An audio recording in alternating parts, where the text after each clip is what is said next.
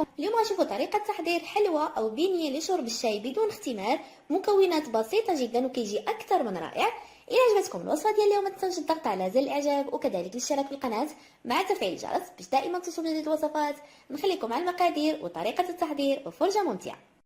الاساسي في هذه الوصفه بطبيعه الحال البيضه وكذلك هذه البرتقاله هذه اللي غادي نطحنوها من بعد.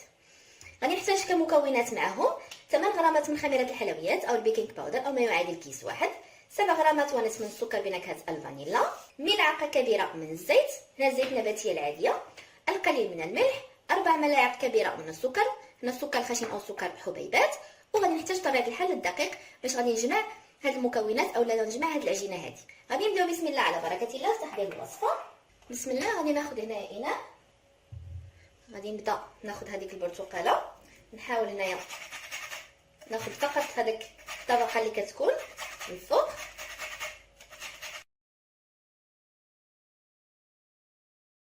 بهذا الشكل هذا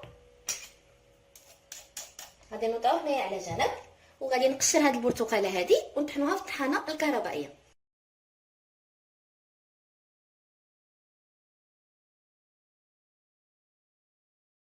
ها هو كنحيدو حتى داك القلب ديال التشينه من الداخل اللي كيكون بيض. غادي ناخذ دابا كاس الخلاط، نوضع فيه هذيك البرتقاله كلها، ثم غادي نضيف ليها هنايا كاس من الماء ما يعادل 150 ملل. هنايا نسيت ما ذكرتوش في المقادير. وغادي نطحن هاد البرتقاله هذه مع كاس من الماء. بسم الله. ثم هنايا كناخذ هذاك الاناء اللي كنا وضعنا فيه بشر الليمون بشر البرتقال عفوا، غادي نوضع فيه هذاك الخليط اللي طحنا. هنايا ضروري نصفيوه.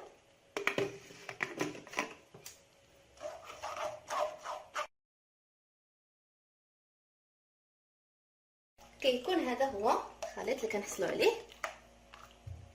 غادي نضيف هنايا رشه ملح، هنايا فقط تصحيح الذوق. غادي نضيف الفانيلا 7 غرامات ونصف، نضيف بيضه كامله، ونضيف السكر. هنايا استعملت 4 ملاعق كبيره، تقريبا هنايا كاس الا ربع ديال السكر. نخلط مزيان هاد المكونات هذه، البيض والسكر مع هاد العصير هذا. غادي نضيف ملعقه كبيره من الزيت،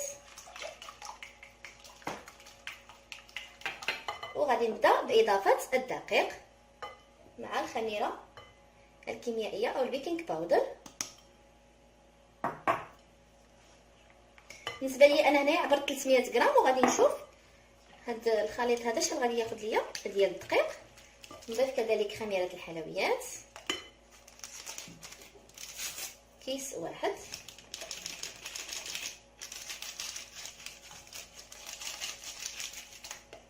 وغادي نحاول نجمع هاد العجينه هذه مزيان.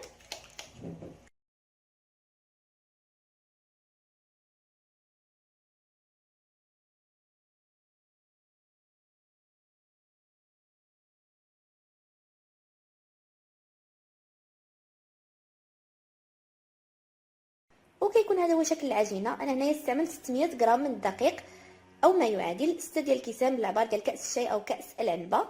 انا هنايا غادي نغطيها بالبلاستيك الغذائي وغادي نخليها ترتاح مده 20 دقيقه. وهنا بعد ما كترتاح هذيك العجينه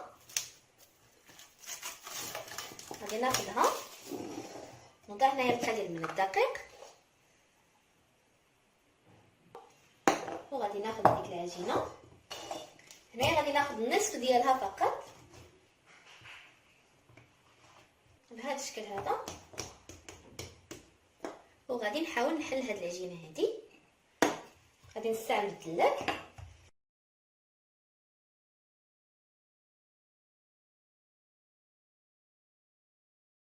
بهذا الشكل هذا. حليت العجينه. هنا غادي ناخذ قطعه، استعملوا القطعه اللي بغيتو. انا غنستعمل قطعه عاديه هكذا دائريه، وغادي نقطع. انا استعملت الجهه اللي كتكون مشنفه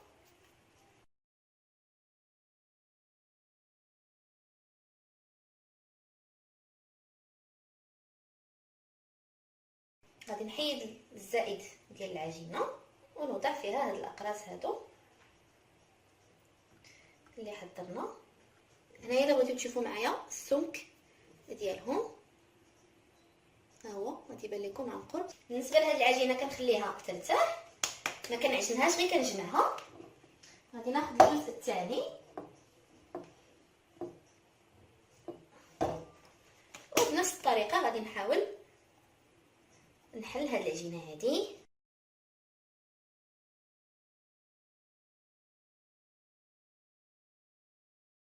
وغادي نقطع بنفس الطريقه اللي شفتوا معايا في الاول.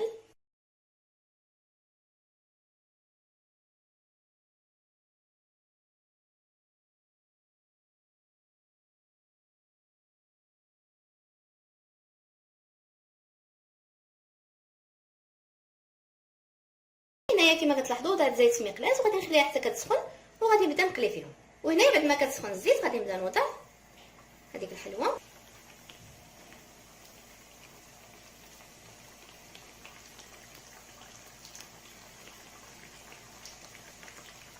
هيا كما كتلاحظوا غير كتنتفخ. نحاول نقلبها له نخداو اللون ده هذه.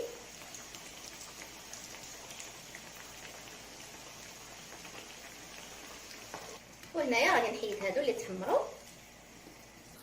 وهاد الحلوه هذه او هاد البيني ما كيتشربش نهائيا الزيت من الداخل.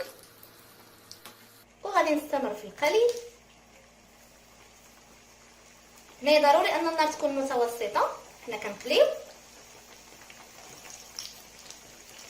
فهنايا واحد الملاحظه، ما ديروهمش رقاق بزاف باش يتنفخوا لكم في المقله. ها هما كما كتلاحظوا غير كيتنفخوا. وغادي نستمر بنفس الطريقه اللي شفتوا معايا. وهنايا بعد ما كنتهي كيكون هذا هو الشكل ديالهم. بالنسبه للحشوه سواء بالشوكولا ديال الدهن اولا ممكن تكون حشوه كذلك حتى المربى. بالنسبه لهذه الكميه اللي كتشوفوا معايا هذه فقط نصف الكميه ديال العجينه اللي شفتوا معايا. النصف الاخر وضعته في المجمد. نهار غادي نبغي نحضر بحال هذه الحلوه هذه بطبيعه الحال غادي نجبد هذيك العجينه ونخليها حتى كيمشي منها الثلج، وبطبيعه الحال غادي نطلقها بنفس الطريقه اللي شفتوا معايا ونقليها. وهنايا شفتوا معايا الشكل ديالهم كيفاش كيجيو منفوخين. ها هما كيجيو منفوخين بزاف. دابا غادي ناخذ المقص او اللموس، نحاول نوضع هنايا ثقب، وغادي ناخذ هنا الشوكولا ديال الذهب وضعتها هنايا في كيس، وغادي نحاول نعمر لداخل.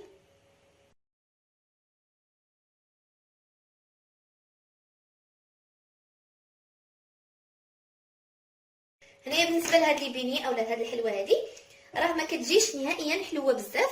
استعملنا فقط 4 ملاعق كبيره. الا بغيتوها تجيكم حلوه استعملوا كميه اكبر ديال السكر. بالنسبه لي انا يعني الحلاوه عاديه لانني غادي نستعمل الشوكولا ديال الدهن في الحشو.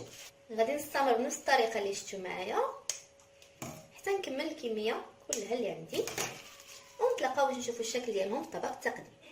وكان هذا هو الشكل النهائي ديال الحلوى بينيه اللي حضرت معكم اليوم. كتجي فعلا رائعه شكلا ومذاقا، وهذا هو الشكل ديالها من الداخل. الى عجبتكم الوصفه ديال اليوم ما تنساوش الضغط على زر الاعجاب وكذلك الاشتراك في القناه مع تفعيل الجرس باش دائما توصلوا لي الوصفات. نتلاقاو في وصفات اخرى ان شاء الله، والسلام عليكم.